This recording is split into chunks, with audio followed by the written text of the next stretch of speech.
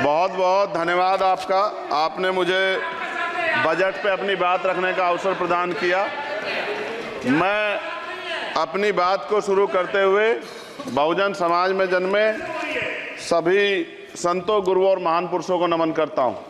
साथ साथ मैं भारत की महान जनता का भी धन्यवाद करता हूं कि उन्होंने लोकतंत्र की रक्षा इस बार की है। सभापति महोदय, पिछले 10 सालों में सरकार की नीतियों के कारण गरीब और गरीब हुआ और अमीर हुआ है, यानी गरीबों और अमीरों के बीच फासला बढ़ गया है। सारे देश की संपत्ति को चंद अमीरों के हाथ में दे दिया गया है। ये हमारे संविधान की मंशा और समतावादी समाज के लक्ष्य के खिलाफ है। अतः हमारी नीतियां गरीबों के पक्ष में भी होनी चाहिए। जातिगत जनगणना, SC, ST, OBC यानी कि जो बहुजन समाज के लिए आज जीवन मरण का प्रश्न है, इसके बारे में कोई बात बजट में नहीं की गई है। इसके बाद जनसंख्या के अनुपात में बहुजन समाज को सभी क्षेत्रों में हिस्सेदारी मिलनी चाहिए, तभी बाबा साहब अम्बेडकर का जो सपना है समतामूलक समाज का, वो पूरा होगा। महोदय, एक ऐसा विकसित भारत है जिसमें आज भी सफाई कर्मचारी को पक्की नौकरी नहीं मिल रही है और उसको गटर में उतरने के लिए मजबूर किया जा रहा है। उनके लिए कोई अलग से बजट नहीं है। बजट बन सकता है अगर सरकार चाहे। SC, ST को जो सब प्लान मिलता था, SPC का जो पैसा मिलता था, वो बजट से हटा दिया गया है। साथ साथ देश के स्तर पर आशा, आंगनबाड़ी, भोजन माता, ग्राम सेवक, PRD जवान, होमगार्डों के मानदेय में बढ़ोतरी नहीं हुई है। ऐसा कुछ भी नहीं दिख रहा है कि उनके जीवन में खुशहाली आ जाए। इनका मानदेय बढ़ना चाहिए। विधवा, वृद्धा, विकलांग पेंशन प्रत्येक महीने 500 रुपये से बढ़ाकर 5000 रुपये की जानी चाहिए, क्योंकि महंगाई बढ़ रही है।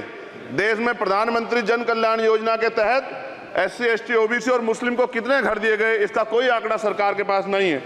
देश में इसी तरह SC, ST, OBC के लिए कितने परिवारों को शौचालय की व्यवस्था कराई गई। आज भी सिद्धार्थनगर जैसे जिले और तमाम जिले जो है वहाँ शौचालय की व्यवस्था नहीं है। इस पर ध्यान देना चाहिए। देश भर में SC, ST, OBC के जो रिक्त पद पड़े हुए हैं, बैकलॉग भरना चाहिए। सरकार ने कुछ नहीं कहा। ये कैसी विश्व की 5वीं अर्थव्यवस्था है जिसमें आज भी SC, ST पे अत्याचार हो रहा है, महिलाओं के साथ रेप, हत्या हो रही है। NCRB का डाटा पढ़ेंगे तो खून के आंसू रोने पड़ेंगे। युवा बेरोजगार है, सड़कों पे 80 करोड़ लोगों को 5 किलो राशन में जीवन यापन करना पड़ रहा है। जो बजट SC, ST को मिलता है, मेरे दाएं तरफ जो साथी बैठे उनको बुरा लगेगा, कर्नाटक में 14,732 करोड़ रुपए इन्होंने दूसरी योजना में लगा दिए और मध्य प्रदेश में आपने 95 करोड़ रुपए जो है दूसरे बजट में लगा दिए। हमारा जो मिलता है उसको तो मत छीनो भाई। MSP की लीगल गारंटी कोई बात नहीं हुई है। किसानों को जो 6,000 रुपये मिलते हैं उसको बढ़ा के 12,000 रुपये करना चाहिए और फसल बीमा जो है उसका सारा प्रीमियम सरकार भरे, किसानों पर बोझ ना लगे। रिजर्वेशन प्रमोशन में लागू नहीं किया गया, पुरानी पेंशन को बहाल नहीं किया गया, इस पर चर्चा नहीं हुई।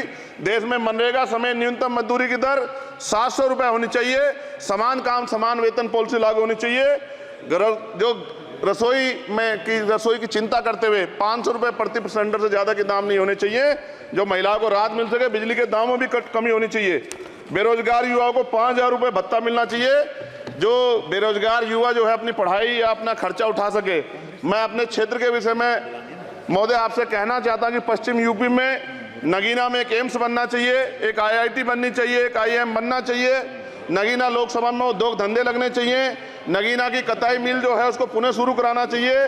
RRTC जो योजना है सरकार की, उसको मेरठ से आगे बढ़ाकर मुजफ्फरनगर, सहारनपुर से नजीबाबाद, नगीना होते हुए उसको नगीना तक ले जाना चाहिए। साथ साथ नजीबाबाद से मुंबई के लिए एक ट्रेन चलनी चाहिए और नगीना, श्योरा, किरतपुर में रेलवे के ओवरब्रिज बनने चाहिए।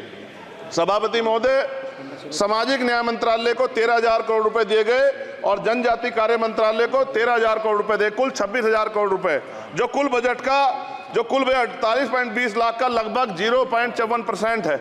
जबकि हमारी संख्या 25% से ज्यादा SC, ST की और बहुजन समाज की मिलाओगे तो 85% से ज्यादा है। और हमारे विकास के लिए सरकार 1% पैसा खर्च कर रही है, जो मिलना हमें चाहिए, जबकि मिलना हमें 25% चाहिए। ये ऊंट के मुंह में जीरा के समान है, कहावत हमने बहुत दिन सुनी थी। पिछले लंबे समय से हमारे साथ धोखा हो रहा है, लेकिन अब ये नहीं चलेगा। चंद लोगों की तराजू से देश के संसाधन नहीं बटेंगे। इस देश का बहुजन समाज बर्दाश्त नहीं करेगा। संसाधन का बंटवारा संख्या के आधार पे होगा।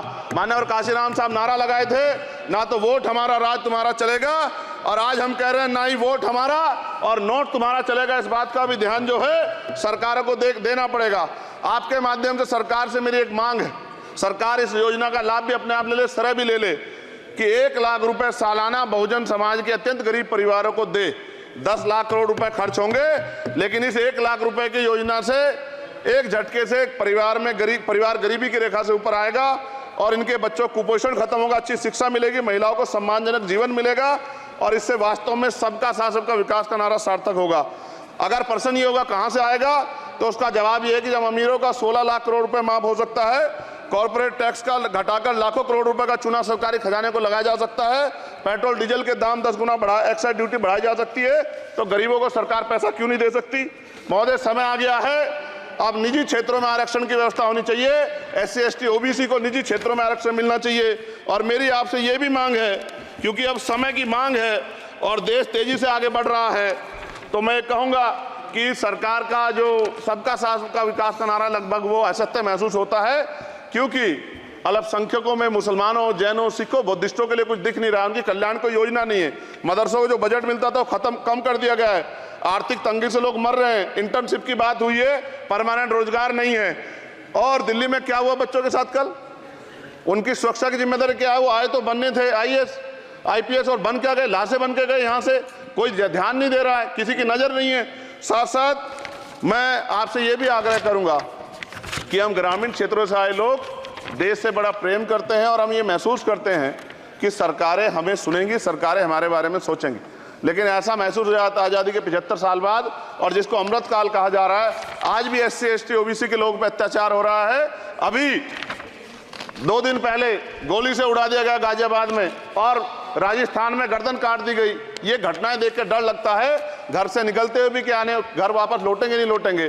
तो मेरा सरकार से आग्रह है, अगर आज़ादी के 75 साल बाद भी हमारी हत्या हो रही है, तो हमारी मां को भी दर्द हुआ होगा जब उसने हमें पैदा किया हो, हमारी बहनों को भी हमारे खोने का दर्द होता होगा।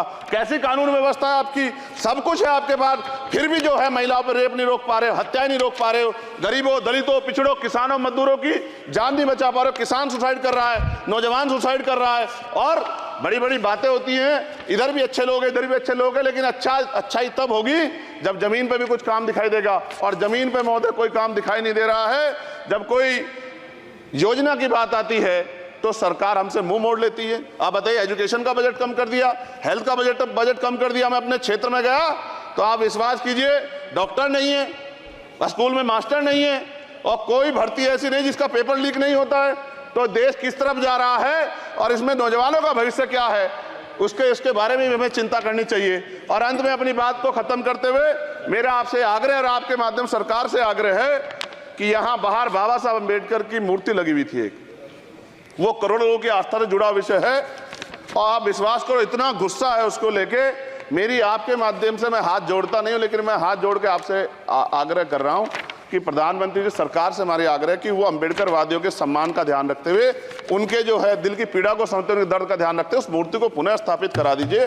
अगर इसमें कोई राजनीतिक कारण अलग बात है, लेकिन मैं कंक्लूड कर रहा हूं। मगर मैं आपसे कहना चाहता हूं, इसमें बहुत गुस्सा है। जिस दिन अम्बेडकरवादी गुस्सा हो जाएगा, वो फिर इस सरकार को जो 24 में आ गई है, वो आने वाले चुनाव में ऐसा सबक सिखाएगा कि दोबारा पलट के नहीं देख पाओगे। तो मैं आपका धन्यवाद करता हूं और मुझे विश्वास है कि सरकार मेरी बातों पे गौर करेगी और गरीबों के बारे में सरकार सोचेगी, गरीबों को आगे बढ़ने के अवसर प्रदान होंगे। धन्यवाद।